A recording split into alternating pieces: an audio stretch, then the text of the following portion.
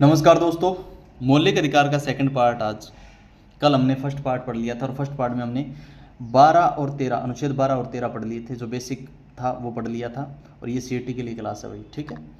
सबसे पहले हम पढ़ लेते हैं समानता का अधिकार। समानता का अधिकार है वो 14 से 18 तक है।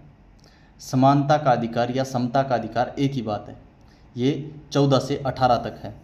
अनुच्छेद 14 के बारे में पढ़ते हैं। अनुच्छेद 14 में लिखा गया है, देखिए साथ साथ में आप नोट्स बना लीजिए, ये इम्पोर्टेंट है और मैंने कोई भी चीज़ इस नोट्स में नहीं छोड़ी है। मैं नहीं चाहता कि आपके साथ धोखा हो, ठीक है।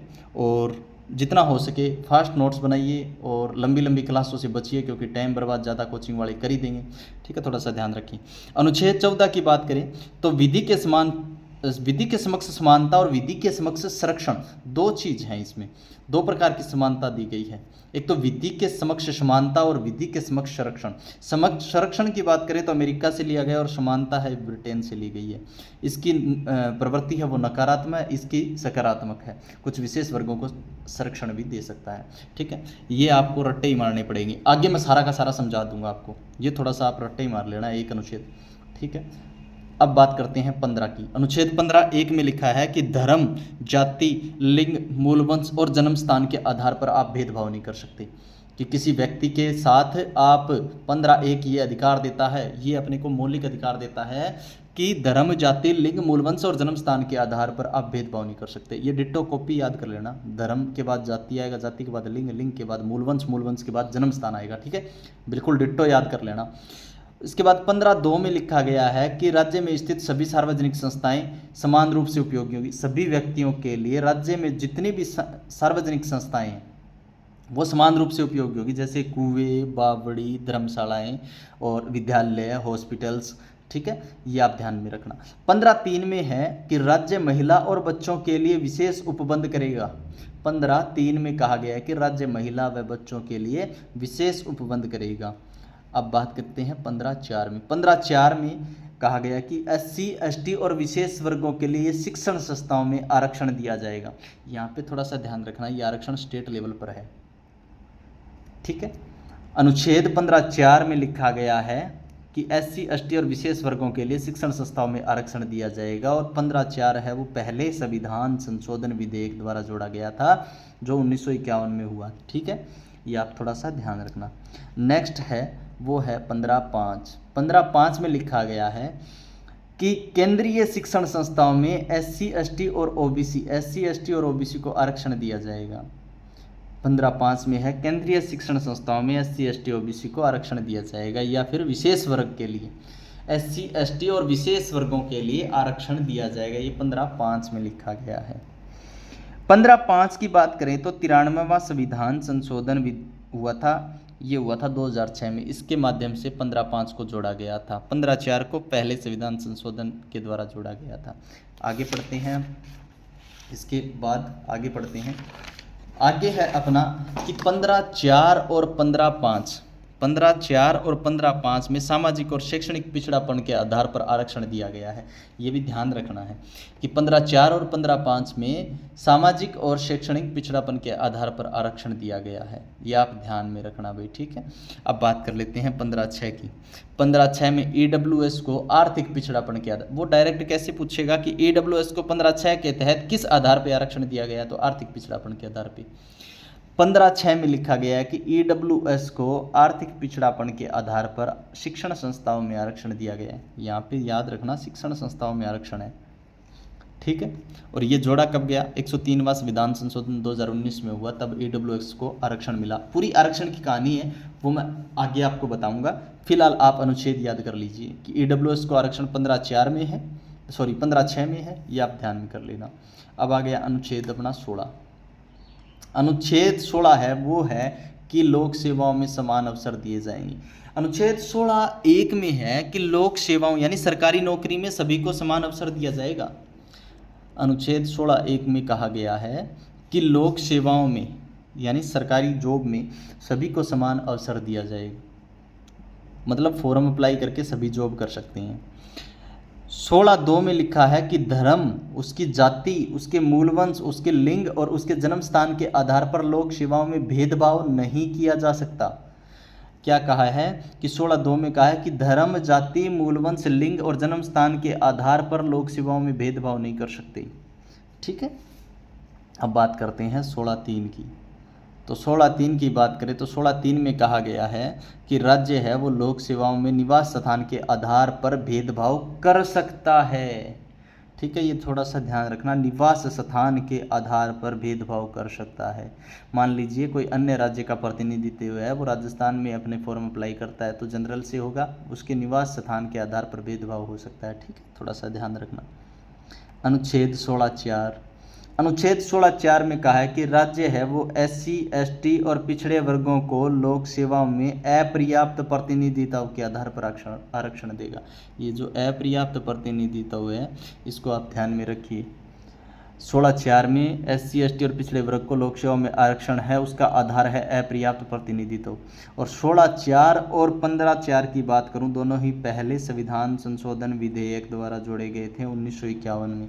ठीक है, याद रखना भाई। नेक्स्ट अपने साथ साथ में नोट्स बना लेना भाई, ताकि आप रिवीजन कर सको। रिवीजन करोगे तभी तो याद होगा। अब देखिए, शिक्षण संस्थाओं में आरक्षण है वो 15(4) और 15(5) और 15(6) में है। यहाँ पे देखिए आप, यहाँ पे स्टेट लेवल पर है या केंद्रीय पर है, यहाँ पर EWS को आरक्षण है। और वहीं हम बात करें लोक सेवाओं में आरक्षण तो 16(4) और 16(6) में है। ठीक है, ध्यान रखना। अब क्या है कि मैंने थोड़ी देर पहले बताया था कि अपर्याप्त प्रतिनिधित्व के आधार पर 16(4) में आरक्षण दिया गया है। वहीं बात करूं कि 117वां संविधान संशोधन विधेयक आया और उसने कहा कि 16(4) में जो अपर्याप्त प्रतिनिधित्व के आधार पर आप आरक्षण दे रहे हो उसको हटा दीजिए। लेकिन ये विधेयक पारित ही नहीं हो पाया तो अपर्याप्त प्रतिनिधित्व नहीं हट पाया। अब थोड़ी सी बात कर लेते हैं कि OBC को आरक्षण कैसे मिला, क्योंकि 15(4) के बाद 15(5) या 15(4) के पार्ट हैं कुछ, 15(4)(1), 15(4)(2), 15(4)(3), उसके बारे में बात करूँ उससे पहले OBC के आरक्षण के बारे में आपको पढ़ लेना चाहिए। सबसे पहले मैं बात करूं तो अनुच्छेद 340 में लिखा हुआ है कि राष्ट्रपति अगर चाहे तो पिछड़े वर्गों के अध्ययन के लिए आयोग का गठन करेगा। राष्ट्रपति क्या करेगा? पिछड़े वर्गों के अध्ययन के लिए आयोग का गठन करेगा। और इन्होंने क्या किया कि पिछड़े वर्गों के अध्ययन के लिए कहा कि 1953 में राष्ट्रपति द्वारा काका कालेलकर आयोग का गठन किया गया। और काका कालेलकर आयोग को कहा कि आप अन्य पिछड़े वर्ग के बारे में अध्ययन कीजिए और एक रिपोर्ट तैयार करके मुझे दीजिए कि आरक्षण चाहिए या नहीं चाहिए। काका कालेलकर आयोग ने रिपोर्ट दी 1955 में, 2 साल का टाइम लगा। 1953 में आया, 1955 में रिपोर्ट दी और इसने कहा कि OBC को आरक्षण की जरूरत है। एक बीच की कैटेगरी होनी चाहिए जो पिछड़े वर्ग के अंतर्गत आती हो और उसे आरक्षण की ज़रूरत है, आरक्षण दिया जाए। लेकिन रिपोर्ट सबमिट नहीं हुई क्योंकि कांग्रेस की सरकार थी। ठीक है, अब हुआ क्या, 1977 में प्रथम गैर कांग्रेसी सरकार बनी। और जैसे ही प्रथम गैर कांग्रेसी सरकार बनी तो किसकी बनी? जनता दल की बनी। और अपने जो PM बने वो मोरारजी देसाई के नेतृत्व में जनता दल की सरकार बन जाती है। ये जो मोरारजी देसाई थे, इन्होंने सबसे पहले यही काम किया। 77 में जैसे ही अपनी सरकार बनी, इन्होंने 1978 में BP मंडल के नेतृत्व में एक मंडल आयोग का गठन करवा दिया और कहा कि जो पिछड़ा वर्ग है उसके लिए आप एक रिपोर्ट तैयार कीजिए। तो रिपोर्ट दी गई 1978 में, ये आयोग आया, 1980 में रिपोर्ट दी गई, दिसंबर 1980 में। और इसने भी सिफारिश क्या रखी कि OBC को आरक्षण दिया जाए, कि बीच की एक कैटेगरी है उसको आरक्षण दिया जाए। हालांकि मान लेते कि मोरारजी देसाई की सरकार तब तक गिर चुकी थी, वरना हमें 1980 में ही OBC को आरक्षण मिल जाता। बट रिपोर्ट से पहले ही मोरारजी की सरकार गिर गई थी। ठीक है, ये ध्यान रखना। कब? 1980 में रिपोर्ट आई, रिपोर्ट से पहले ही सरकार गिर गई थी। ठीक है, थोड़ा सा ध्यान रखना। अब अगर हम आगे की बात करें तो आगे क्या होता है, इसके बाद 1990 में हमें फिर टंटोला जाता है। 1990 में वापस जनता दल की सरकार बनती है और इस बार अपने प्रधानमंत्री बनते हैं VP सिंह। और VP सिंह ने आते ही कहा कि जो मंडल आयोग था, मंडल आयोग की रिपोर्ट लेके आओ। और मंडल आयोग की रिपोर्ट लेके आए। और मंडल आयोग की रिपोर्ट लेने के बाद सबसे पहले मंडल आयोग की रिपोर्ट को एक्सेप्ट किया। एक्सेप्ट करके OBC को केंद्र में 27% आरक्षण OBC को दे दिया गया। ओबीसी को आरक्षण 1990 में मिला, जनता दल की सरकार थी और पीएम थे विश्व प्रताप सिंह, इनके द्वारा मिला। अब जैसे ही ओबीसी को आरक्षण दिया गया, उधर क्या हुआ कि एक घमासान और हो गया कि 1990 में ही, साथ में ही जनता दल की सरकार थी और यहाँ विश्व प्रताप सिंह अपने पीएम थे और इनके खिलाफ यानी सरकार के खिलाफ अविश्वास प्रस्ताव पारित हो गया। अविश्वास प्रस्ताव ले आए सरकार के खिलाफ और सरकार गिरना तय था, इसीलिए प्रथम प्रधानमंत्री बने जिन्होंने अविश्वास प्रस्ताव के चलते ही हटा दिए गए। यानी वीपी सिंह वो प्रधानमंत्री बन गए थे जो अविश्वास प्रस्ताव के आधार पर हटा दिए गए थे। ठीक है, ये थोड़ा सा ध्यान रखना। हालांकि इससे पहले भी अविश्वास प्रस्ताव आया था। अविश्वास प्रस्ताव पहला जो आया वो जवाहरलाल नेहरू पर आया, लेकिन वो हटे नहीं थे भाई। ठीक है, और पहले वीपी सिंह बने वो प्रधानमंत्री जो अविश्वास प्रस्ताव के कारण हटा दिए गए। ठीक है, अब बात कर लेते हैं नेक्स्ट ईयर 1991 में। और तो 1990 में क्या होता है, यहाँ पे सरकार चली जाती है अपने जनता दल की। अब आती है नरसिम्हा राव की सरकार। अब जैसे ही नरसिम्हा राव की सरकार आई, इन्होंने कहा ओबीसी के आरक्षण को डायरेक्ट हम टच नहीं कर सकते क्योंकि आरक्षण 27% दे दिया गया है। इन्होंने क्या किया कि जनरल को आर्थिक पिछड़ापन के आधार पर 10% का आरक्षण दे दिया। अब पता था कि पिछड़ापन के आधार पर 10% का आरक्षण दिया है तो मामला कोर्ट में जाएगा, और मामला चला गया कोर्ट में। कोर्ट में दोनों ही आरक्षण को घसीटा गया। यानी साथ में जैसे 1991 में अपने नरसिम्हा राव की सरकार, 1991 में सरकार आई, 10% का आरक्षण दिया, मामला कोर्ट में चले गया। और 1992 में इंदिरा साहनी वर्सेस भारत संघ मामला कोर्ट में आया। इंदिरा साहनी वर्सेस भारत संघ मामला कोर्ट में आया और सुप्रीम कोर्ट में ओबीसी और जनरल आरक्षण को चुनौती दे दी। इंदिरा साहनी मामले ने कहा कि ये दोनों ही आरक्षण क्या है, अवैध है। तो इसके आधार पर 9 न्यायाधीशों की एक पीठ बैठी जिसमें मुख्य न्यायाधीश थे वो थे एम.एन. वेंकट चलैया। एम.एन. वेंकट चलैया 8 अन्य न्यायाधीशों की एक पीठ बैठी और पीठ क्या करेगी, ओबीसी और जनरल में दोनों का जो आरक्षण है उस पर क्या निर्णय लेगी वो पढ़ते हैं। तो इस पीठ ने आरक्षण के संदर्भ में निर्णय लिया कि ओबीसी को जो आरक्षण दिया गया है वो सही है। ओबीसी को जो आरक्षण दिया गया है वो क्या है, सही है। और जनरल को जो दिया गया 10% जो आरक्षण है वो तत्काल प्रभाव से अवैध घोषित कर दिया जाता है, यानी तत्काल प्रभाव से ही हटा दिया गया। तीसरी बात ये रखेगी कि आरक्षण की सीमा 50% होनी चाहिए, इससे अधिक आरक्षण की सीमा नहीं होनी चाहिए, वो चाहे राज्य में हो या केंद्र में हो। चौथी बात ये कही गई कि पदोन्नति यानी प्रमोशन में किसी प्रकार का आरक्षण नहीं दिया जाएगा। 4 बातें कही एम.एन. वेंकट चलैया की पीठ द्वारा। ठीक है, अब देखिए राज्य में आरक्षण की बात करें तो जैसे राजस्थान की बात करें तो ओबीसी को 21% आरक्षण, एसटी को 12% और एससी को 16% आरक्षण है। वहीं टोटल ये हो जाता है 49। कितना हो जाता है, 49। होना कितना चाहिए, होना चाहिए 50% से कम, यानी 50% से ज़्यादा नहीं होना चाहिए। हुआ क्या कि 2012 में एक मामला आया जो एक कैटेगरी बनी एसबीसी, और एसबीसी में लगभग गुर्जर जाति के लोग आए। 2012 में ये मामला आया। ये मामला 2015 में हाई कोर्ट ने चुनौती दे दी और हाई कोर्ट ने कहा कि ये जो 5% आरक्षण है ये 50 से आरक्षण ज़्यादा हो चुका है, क्योंकि 49 और 5% दे देंगे तो ये 54% हो जाएगा, जो 50% यानी सुप्रीम कोर्ट के आदेश का क्या करता है, उल्लंघन करता है। और उल्लंघन करता है तो 2015 में ही इसे समाप्त कर दिया गया। इसके बाद एमबीसी को आरक्षण मिला 5%, सुप्रीम कोर्ट में चुनौती दे दी, इसे भी समाप्त कर दिया गया।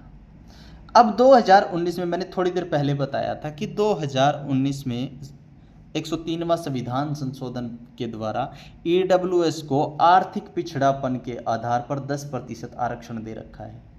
और पहले से ही हमें बता दिया कि ओबीसी, एससी और एसटी का टोटल मिलाकर 49% आरक्षण है, और यहाँ पर ईडब्ल्यूएस को 10% आरक्षण और दे दिया गया, तो ये 59 यानी 59% आरक्षण हो गया। तो ये अभी कोर्ट में केस चल रहा है, क्योंकि आरक्षण है वो 50% से अधिक नहीं होना चाहिए। समझ में आया, इतना समझ में आया आपको। अब बात करते हैं अपने 16(4) की। मैंने बताया था कि 16 हम पढ़ रहे हैं और 16(4) हमने पढ़ लिया था, जिसमें आरक्षण की बात की गई थी। किसमें? लोक सेवाओं में। 16(4) का एक है जो 77वें संविधान संशोधन के द्वारा 1995 में जोड़ा गया और कहा गया कि SC/ST में पदोन्नति में आरक्षण दिया जा सकता है। वहीं बात करें तो एम एन वेंकटचलैया की जो पीठ बैठी थी उसमें कहा था कि पदोन्नति में कोई आरक्षण नहीं दिया जाएगा। और ये 16(4)(1) में कहा गया है, जो 77वें संविधान संशोधन 1995 में इसे जोड़ा गया, SC/ST को पदोन्नति यानी प्रमोशन में आरक्षण दिया जाएगा। समझ में आया?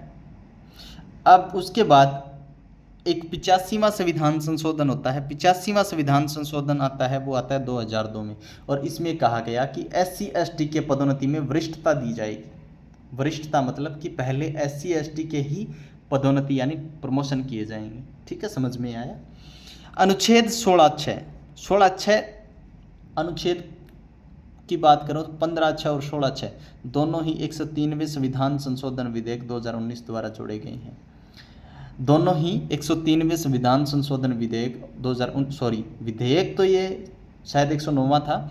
103वां संविधान संशोधन द्वारा 2019 में क्या जोड़ा गया कि EWS को लोक सेवाओं में आर्थिक पिछड़ापन के आधार पर आरक्षण दिया जाएगा। किसके आधार पर? आर्थिक पिछड़ापन के आधार पर। 16 हमने अनुच्छेद कंप्लीट कर लिए। अब अनुच्छेद है अपना 17वां अनुच्छेद। 17वें अनुच्छेद की बात करें तो 17वें अनुच्छेद में है असप्रसता का अंत। असप्रसता का अंत। असप्रसता के अंत के बारे में जितने भी नियम बने वो संसद के द्वारा बनाया गया। पहला संसद के द्वारा नियम बनाया गया 1955 में, और इसे एक्ट बनाया गया, एक्ट पारित किया गया। इस एक्ट को हम कहते हैं 1955 में बनाया गया उसे असप्रसता अपराध एक्ट। असप्रसता अपराध एक्ट को 1955 में बनाया गया और उसे 1989 में कठोर बनाते हुए अनुसूचित जाति अनुसूचित जनजाति अत्याचार नियंत्रण संशोधन अधिनियम बनाया गया। कब? 1989 में। इसको थोड़ा सा कठोर बना दिया। इसके तहत क्या होता था? पहले इसकी गिरफ्तारी करो, SC/ST के एक्ट के तहत पहले अत्याचार नियंत्रण के तहत पहले गिरफ्तारी करो, बाद में मामले की जांच होगी। अगर आप किसी भी अनुसूचित जाति या अनुसूचित जनजाति को जाति सूचक गालियां निकालते हो तो पहले आपकी गिरफ्तारी होगी, बाद में जांच होगी कि आपने गालियां निकाली थी या नहीं निकाली थी। समझ में आया? इसी आधार पर 2018 में एक मामला आया SK महाजन बनाम महाराष्ट्र, और सुप्रीम कोर्ट में चुनौती दे दी कि ये क्या बात हुई भाई, पहले आप गिरफ्तारी कर रहे हो, बाद में जांच कर रहे हो। सही ढंग से लागू किया जाए इसे, सही ढंग से लागू किया जाए। और सही ढंग से लागू करने के बाद सुप्रीम कोर्ट ने ये निर्णय लिया कि हाँ, पहले जांच की जाए फिर गिरफ्तारी की जाए। और ये मामला कब का है? 2018 में। और मुझे अच्छे से याद है कि 2018 में SC/ST द्वारा पूरा भारत बंद कर दिया गया था। पूरा भारत बंद कर दिया गया था और एक ही मांग थी कि 1989 का जो एक्ट है उसे पुनः लागू किया जाए। और हाँ, पुनः लागू किया गया और पहले गिरफ्तारी होती है और फिर बाद में विवाद की जांच होती है। ये आप ध्यान रखना। अनुच्छेद 18 है, उसमें है उपाधियों का अंत, जिसमें अनुच्छेद 18(1) में कहा है कि शिक्षा और सेना के अलावा किसी भी क्षेत्र में आपको उपाधि नहीं देगी। शिक्षा व सेना के अलावा किसी भी क्षेत्र में आपको उपाधि नहीं दे सकता। ठीक है। और 18(2) में कहा कि यदि आप भारतीय नागरिक और किसी विदेशी उपाधि को धारण करना चाहते हैं तो उससे पहले राष्ट्रपति की अनुमति लेनी होगी। दोनों ही बातें ध्यान में रखनी है। आज हमने समानता का अधिकार कंप्लीट कर लिया है, कल नेक्स्ट पढ़ेंगे। धन्यवाद।